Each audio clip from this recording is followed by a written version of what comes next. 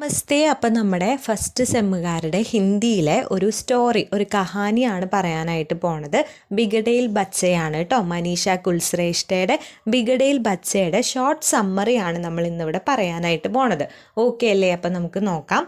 അപ്പോൾ ആദ്യം തന്നെ നമ്മൾ കഥയിലേക്ക് കഹാനിയിലേക്ക് കടക്കുന്നതിന് മുന്നേ നമ്മൾ മനീഷ കുൽശ്രേഷ്ഠ, അതായത് ആരാണോ ലേഖിക അല്ലെങ്കിൽ ആരാണോ ലേഖകൻ, അവരെക്കുറിച്ച് കുറച്ച് കാര്യങ്ങൾ അറിഞ്ഞിരിക്കണം. അപ്പോൾ ഈ ഒരു ചോദ്യം, ഈ ഒരു ചാപ്റ്റർ ബേസ് ചെയ്തിട്ട് ഏതൊരു ക്വസ്റ്റ്യൻ, ഇപ്പോൾ എസ്സേ ആയാലും അങ്ങനെ ഏതെങ്കിലും ഒരു ക്വസ്റ്റ്യൻ വന്നാൽ നിങ്ങൾ ആദ്യം എന്ത് ചെയ്താൽ ആ ഒരു ലേഖകനെ കുറിച്ചിട്ട് ആദ്യം എഴുതിയിട്ട് ബാക്കി പിന്നെ നമ്മുടെ സമ്മറി ആയാലും എന്തായാലും എഴുതാം. ഓക്കെ അല്ലേ? അപ്പോൾ മനീഷ കുൽശ്രേഷ്ഠിനെ കുറിച്ച് പറയുകയാണെങ്കിൽ ജനിച്ചത് 26 ആഗസ്റ്റ് 1967 ജനനം. ഓക്കെ, അപ്പോൾ 26 ആഗസ്റ്റ് 1967 ജനിച്ചിരിക്കുന്നത്. അതുപോലെ തന്നെ പ്രമുഖ രചനായും ഏതൊക്കെയാണ്? പുത്ലിയാം, സൽബാഞ്ചിക, പഞ്ച്കനിയ, ബോനി ഹോത്തി പർജായി, ഇതൊക്കെയാണ് പ്രമുഖ രചനായും. അതുപോലെ തന്നെ കുറച്ച് പുരസ്കാരം കിട്ടിയിട്ടുണ്ട്. ഏതൊക്കെ പുരസ്കാരങ്ങളാണ്? കൃഷ്ണ ബൽദേവ് വേദ് ഫെലോഷിപ്പ്, രോഗേ രാഘവ് പുരസ്കാർ. ഇതൊക്കെ മനീഷ കുൽശ്രേഷ്ഠിൻ്റെ ശ്രേഷ്ഠമായിട്ടുള്ള രചനകൾക്ക് കിട്ടിയിട്ടുള്ള പുരസ്കാരങ്ങളാണ്. ഓക്കെ അല്ലേ? ഇതപ്പോൾ ആദ്യം ബേസിക്കായിട്ട് എഴുതി വെക്കുക കേട്ടോ. ഇനി നമ്മൾ സമ്മറിയിലേക്ക് കടക്കുമ്പോൾ മനീഷ് കുൽശ്രേഷ്ഠ की ये कहानी हमें युवा पीढ़ी के बारे में बुजुर्ग का दृष्टिकोण जो वे पहले से ही बना लेते हैं वो दर्शदी है. അപ്പോൾ ഇവിടെ ഈ ഒരു കഹാനി, മനീഷ കുൽശ്രേഷ്ഠിൻ്റെ ഈ ഒരു കഹാനിയിൽ എന്തിനെക്കുറിച്ചാണ് പറഞ്ഞിരിക്കുന്നത്? അതായത് യുവപീढ़ി എന്ന് പറഞ്ഞു കഴിഞ്ഞാൽ യങ് ജനറേഷൻ അല്ലേ? യങ് ജനറേഷനെ കുറിച്ചിട്ട് നമ്മുടെ ബുജുർഗ് എന്ന് പറഞ്ഞു കഴിഞ്ഞാൽ ആരാണ്? കുറച്ചുകൂടി മുന്നേയുള്ള ജനറേഷൻ, അല്ലെങ്കിൽ നമുക്ക് ഓൾഡ് ജനറേഷൻ എന്നൊക്കെ പറയാം. അപ്പോൾ ആ ഒരു ബുജുർഗ് ആളുകൾക്ക് യുവപീढ़ിനെ കുറിച്ചിട്ടുള്ള ഒരു മുൻധാരണ, അല്ലെങ്കിൽ അവർ യുവപീढ़ി ഇങ്ങനെയാണ് എന്നുള്ളൊരു മുൻധാരണ ആർക്കുണ്ടായിരിക്കും? ഈ ബുജുർഗായിട്ടുള്ള ആളുകൾക്ക് ഉണ്ടായിരിക്കും. അപ്പോൾ അങ്ങനെയുള്ളൊരു ആറ്റിറ്റ്യൂഡ് ഉണ്ട്. പക്ഷെ അത് ശരിയല്ല. യുവപീढ़ി ഇവർ വിചാരിക്കുന്ന പോലെയല്ല എന്ന് തെളിയിക്കുന്ന ഒരു കഥ, അല്ലെങ്കിൽ അത് പറഞ്ഞു തരുന്ന ഒരു കഹാനിയാണ് എന്തെന്ന് പറയുന്നത്? ബിഗഡേൽ ബച്ചെ എന്ന് പറയുന്നത്. അപ്പോൾ കഹാനി മേം 3 युवा, एक लड़की लीजा और 2 लड़के रोजर और भाई कीद उसी ट्रेन के डिब्बे में सफ़र कर रहे हैं. അപ്പോൾ ഈ ഒരു കഹാനി, ബിഗഡേൽ ബച്ചെ എന്ന് പറയുന്ന കഹാനി എവിടെയാണ് സംഭവിക്കുന്നത്? ഒരു ട്രെയിൻ യാത്രക്കിടയിൽ നമ്മുടെ ലേഖിക ഒരു ട്രെയിൻ യാത്രയ്ക്ക് പോവുകയാണ്. അപ്പോൾ ആ ഒരു ട്രെയിൻ യാത്രക്കിടയിൽ ഒരു ഡിബ്ബയെ വെച്ചിട്ട് സംഭവിക്കുന്ന കഹാനിയാണ് എന്തെന്ന് പറയുന്നത്? ബിഗഡേൽ ബച്ചെ എന്ന് പറയുന്നത്. അപ്പോൾ ആ ട്രെയിനിൽ ആരൊക്കെയുണ്ട്? ലേഖികനെ കൂടാതെ വേറെയും ആരുണ്ട്? 3 യുവപീढ़ിയുണ്ട്. 3 യങ് ജനറേഷനിൽ പെടുന്ന കുട്ടികളുണ്ട്. അതിൽ ഒന്ന് ഒരു ലടുക്കിയാണ് ലീജ, ബാക്കി 2 ആൺകുട്ടികളാണ്. ഒന്ന് ആരാണ്? റോജറാണ്. ഒന്ന് നമ്മുടെ ലീജയുടെ ബായി ആയിട്ടുള്ള കീതാണ്. അപ്പോൾ ഇവിടെ റോജർ എന്ന് പറയുന്നത് ലീജയുടെ ആരാണ്? ഫിയാൻസിയാണ്, കല്യാണം കഴിക്കാനായിട്ട് പോകുന്ന വ്യക്തിയാണ്. അതുപോലെ തന്നെ കൂടെ ആരുമുണ്ട്? ബായി ആയിട്ടുള്ള കീതും ഉണ്ട് എന്നാണ് പറയുന്നത്. പിന്നെ ട്രെയിനിലുള്ളതാണ് ആര്? നമ്മുടെ ലേഖികയാണുള്ളത്. ലേഖിക എന്തിനു വേണ്ടിയിട്ടാണ് പോകുന്നത്? ലേഖിക ബി അപ്പനെ ബേട്ടി നിഷി സെ മിൽനെ ജാ രഹേ ഹേ. അപ്പോൾ ലേഖിക എന്തിനു വേണ്ടിയിട്ടാണ് പോകുന്നത്? ലേഖികയുടെ മകളായിട്ടുള്ള നിഷീനെ ഒന്ന് കാണാൻ വേണ്ടിയിട്ട് കൂടിയാണ് ലേഖിക പോകുന്നത്. അലഗ് തരഹ് കെ ലോഗ് और अलग तरह के तौर तरीके होने के कारण इस युवा पीढ़ी को लेखिका और ट्रेन में सफ़र करने वाले डॉक्टर दंपति गलत समझ पड़ते हैं.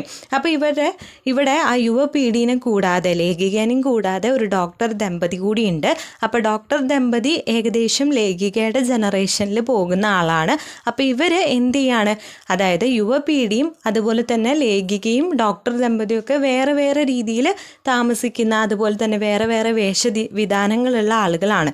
അപ്പോൾ അവർക്ക് അങ്ങോട്ടും ഇങ്ങോട്ടും എന്ത് വരാണ്? ഒരു തെറ്റിദ്ധാരണ. യുവപീഠിനെ കുറിച്ചിട്ട് ഇവർക്ക് ഗലത്തായിട്ടുള്ള ഒരു ആറ്റിറ്റ്യൂഡ് വരികയാണ്, അല്ലെങ്കിൽ ഗലത്തായിട്ട് ഇവർ അവരെക്കുറിച്ച് വിചാരിക്കുകയാണ് ചെയ്യുന്നത്. ഓക്കെ, പിന്നെ പറയുന്നത് ലേഖികയുടെ മകളെക്കുറിച്ചാണ്. അതായത് ലേഖിക ने अपने बेटी को बहुत ही काड़े अनुशासन में पाला था और उसे नौकरी पर न जाने देकर शादी कर दी. അപ്പോൾ ഇവിടെ എന്താണ്?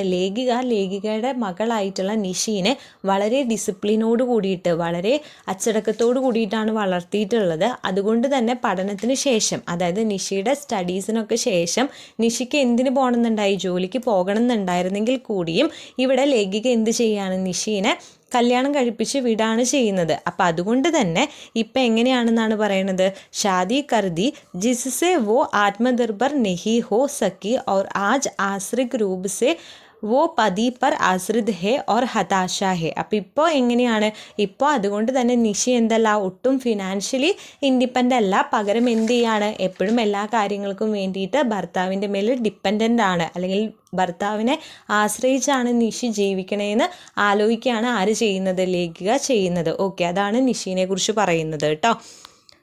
പിന്നെ പറയുന്നത് എന്താ, ലേക്കിൻ യഹ് ട്രെയിൻ में दिखाई देने वाली युवा पीढ़ी बहुत ही अलग थी, जिस कारण लेखिका उन्हें गलत दृष्टिकोण से देखते हैं और कहती है कि ये स्वार्थी युवा पीढ़ी हमें सिर्फ वृद्ध आश्रम देगी.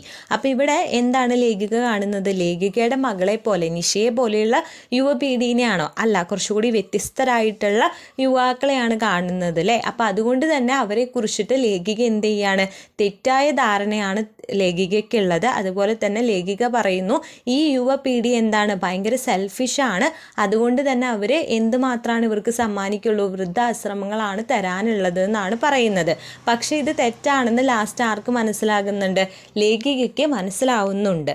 किसी के बारे में पहले से ही राय नहीं बनानी चाहिए. ऐसे एहसास लेखिका के तब होते हैं जब वो प्लेटफॉर्म पर गिर जाती है. तब यही युवा पीढ़ी उनकी सहायता के लिए सामने आते हैं और अपने यात्री स्थागित कर उनके मदद करते हैं. അപ്പോൾ ഇവിടെ പറയുന്നത് എന്താണ്, ആരെയും കുറിച്ച് ഒരു മുൻധാരണ പാടില്ല എന്ന് ലേഖികയ്ക്ക് എപ്പോഴാണ് മനസ്സിലാവുന്നത്, ലേഖിക പ്ലാറ്റ്ഫോമിൽ എന്ത് ചെയ്യാണ്, വീഴാണ്. അപ്പോൾ ആ വീഴുന്ന സമയത്ത് ആര് മാത്രമേ ലേഖികനെ സഹായിക്കാനായിട്ടുണ്ടായിരുന്നുള്ളൂ, ഈ യുവ പീഠി മാത്രമാണ് സഹായിക്കാനുണ്ടായിരുന്നത്.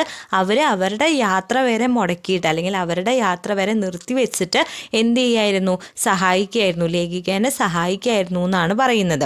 അതുപോലെ തന്നെ കടേ അനുശാസൻ കെ കാരണം നിഷി കാ ഭവിഷ്യ ബിഗഡ് ഗയാ ഹെ ഐസെ ലേഖിക കോ മഹസൂസ് ഹോത്താ ഹെ. അതുപോലെ തന്നെ ലേഖികയ്ക്ക് എന്ത് മനസ്സിലാവാണ്, നിഷീനെ വളരെ കൂടുതൽ ഡിസിപ്ലിനോടുകൂടി വളർത്തിയത് കൊണ്ട് തന്നെ എന്തായി, അവളുടെ ജീവിതം മൊത്തത്തിൽ കുഴപ്പത്തിലായി. ഇങ്ങനത്തെ എന്തെങ്കിലും ചാലഞ്ചസ് ഫേസ് ചെയ്യാനായിട്ട് വന്നു കഴിഞ്ഞാൽ എന്ത് ചെയ്യാനായിട്ട് പറ്റില്ല, നിഷിക്ക് അത് ഫേസ് ചെയ്യാനായിട്ടുള്ള കോൺഫിഡൻസ് ഇല്ലാതെയായി. ഈ യുവപീഠിനെ പോലെ അവൾക്ക്, നിഷിക്ക് അത് ഫേസ് ചെയ്യാനായിട്ടുള്ള കോൺഫിഡൻസ് ഇല്ല എന്ന് ആർക്ക് മനസ്സിലായി, അത് ലേഖികയ്ക്ക് മനസ്സിലാവാണ് ചെയ്യുന്നത്. പാരഗ്രാഫ് നമ്മളൊരു കൺക്ലൂഷൻ പോലെ നിർത്താണ്. അതായത് ഈ ഒരു കഹാനിയിൽ നിന്ന് നമുക്ക് കിട്ടുന്ന ആ ഒരു സന്ദേശം അല്ലെങ്കിൽ ആ ഒരു ഇതായിട്ട് നമ്മൾ നിർത്താണ്. എങ്ങനെയാണ് നിർത്തണേ, ഹം ലോഗ് ഹമേഷ യഹ് സമझते हैं कि बच्चों को पालने का तारीख हमारे श्रेष्ठ है, जिंदगी को देखने का नजरिया हमारा ही रही है, हमारा धर्म ही सबसे श्रेष्ठ है, यह सारी धारणाएं मनुष्य कुलश्रेष्ठ जी की कहानी बदल देती है. അപ്പോൾ ഇവിടെ എന്താണ് പറയണത്, നമ്മളെപ്പോഴും വിചാരിക്കുന്നത് എന്തായിരിക്കും, നമ്മൾ ചെയ്യുന്നതാണ് ഏറ്റവും വലിയ ശരി, നമ്മൾ എങ്ങനെയാണോ കുട്ടികളെ വളർത്തുന്നത് അതാണ് ഏറ്റവും ശരിയായ രീതി എന്നായിരിക്കും അല്ലേ ഒട്ടുമിക്ക പാരൻസും വിചാരിക്കുക. എന്നാൽ നമ്മുടെ ചിന്താഗതി, ലൈഫിനെ നോക്കിക്കാണുന്ന നമ്മുടെ ആസ്പെക്റ്റ് ആണ് ഏറ്റവും ശരിയായിട്ടുള്ളതെന്നായിരിക്കും നമ്മൾ എപ്പോഴും വിചാരിക്കുന്നത്. അതുപോലെ നമ്മൾ ഏത് റിലീജിയനാണോ അതായിരിക്കും, അതായത് നമ്മൾ ഏത് ധർമ്മമാണോ ഉള്ളത് അതായിരിക്കും ഏറ്റവും ശ്രേഷ്ഠമെന്ന് നമ്മൾ വിചാരിക്കും. ഇതുപോലെ ഈ ഒരു മനോഭാവത്തിലൂടെയാണ് ഈ കഥയിലൂടെ ഇത് കടന്നു പോകുന്നത്. എന്നാൽ ലാസ്റ്റ് ലേഖികയ്ക്കും ഇതേ മനോഭാവമാണ്. അതായത് ലേഖിക എങ്ങനെയാണോ നിഷീനെ വളർത്തിയത് അതാണ് ഏറ്റവും ശരിയായ രീതി. ഇപ്പോഴത്തെ യുവപീഠിയുടെ ആറ്റിറ്റ്യൂഡ് എന്താണ്, തെറ്റാണ് എന്നൊക്കെയാണ് ലേഖിക കഹാനിയുടെ തുടക്കത്തിൽ വിചാരിക്കുന്നതെങ്കിൽ അവസാനമാകുമ്പോൾ ലേഖികയ്ക്കൊരു ആപത്ത് വരുമ്പോൾ ലേഖികനെ സഹായിക്കാൻ ആര് മാത്രമേ ഉണ്ടാവുള്ളൂ, ഈ യുവപീഠി മാത്രമേ ഉണ്ടായിരിക്കുള്ളൂ. അപ്പോഴാണ് ലേഖികയ്ക്ക് എന്ത് തിരിച്ചറിയുന്നത്, ലേഖിക വിചാരിച്ചിരുന്ന കാര്യങ്ങൾ തെറ്റായിരുന്നു എന്നും ഇപ്പോഴത്തെ സമൂഹത്തിലെ കുട്ടികൾ അത്രയും മോശക്കാരല്ല എന്നും ലേഖികയ്ക്ക് മനസ്സിലാവുന്നതും ആ ഒരു ഇതാണ് ഈ ഒരു കഹാനിയിലൂടെ മനീഷ കുൽശ്രേഷ്ഠൻ നമുക്ക് കാണിച്ചു തരുന്നത് കേട്ടോ. അപ്പോൾ ഇതാണ് ഈ ഒരു കഹാനിയുടെ, ഈ ഒരു ബിഗഡേൽ ബച്ചെ എന്നുള്ള കഹാനിയുടെ ഷോർട്ട് സമ്മറി ആയിട്ട് വരുന്നത്. ഷോർട്ട് സമ്മറിയോ അതുപോലെ തന്നെ ക്വസ്റ്റ്യൻസ് ഒക്കെ ചോദിച്ചാൽ നിങ്ങൾക്ക് ഇതിൽ നിന്ന് എഴുതാനായിട്ട് പറ്റും. ഇപ്പോൾ ഏകദേശം കഥ ഇതാണെന്ന് മനസ്സിലായില്ലേ, ഒരു ചെറിയൊരു ധാരണ കിട്ടിയെന്ന് വിചാരിക്കുന്നു, ഓക്കെ ആണെന്ന് വിചാരിക്കുന്നു, ഇത്ര പറഞ്ഞത് ക്ലിയർ ആയെന്ന് വിചാരിക്കുന്നു. വീഡിയോ യൂസ്ഫുൾ ആയിട്ടുണ്ട്. ഇതുപോലത്തെ ഇമ്പോർട്ടൻ്റ് ആയിട്ടുള്ള വീഡിയോസൊക്കെ കിട്ടണമെന്നുണ്ട്. നമ്മുടെ ചാനൽ ഇതൊരു സബ്സ്ക്രൈബ് ചെയ്തിട്ടില്ല എന്നുണ്ടെങ്കിൽ ജസ്റ്റ് ഒന്ന് സബ്സ്ക്രൈബ് ചെയ്തേക്കാം. പിന്നെ നിങ്ങൾക്ക് എന്തെങ്കിലും ഡൗട്ടോ സജഷൻസോ ഉണ്ടെങ്കിൽ കമൻറ്റ് ബോക്സിൽ കമൻറ്റ് ചെയ്യാം. പിന്നെ ഇതിൻ്റെ നോട്ട്സ് നമ്മുടെ ടെലിഗ്രാം ഗ്രൂപ്പിൽ നമ്മൾ കൊടുക്കുന്നുണ്ട്. അതിൽ ജോയിൻ ചെയ്യാത്തവരുണ്ടെങ്കിൽ അതിൽ ജോയിൻ ചെയ്യുക. അതിൻ്റെ ലിങ്ക് നമ്മൾ ഡിസ്ക്രിപ്ഷനിൽ കൊടുക്കുന്നതായിരിക്കും കേട്ടോ. അപ്പോൾ അത് നോക്കിയിട്ട് അതിൽ ജസ്റ്റ് ജോയിൻ ചെയ്യാത്തവരുണ്ടെങ്കിൽ ജോയിനും ചെയ്യാം കേട്ടോ.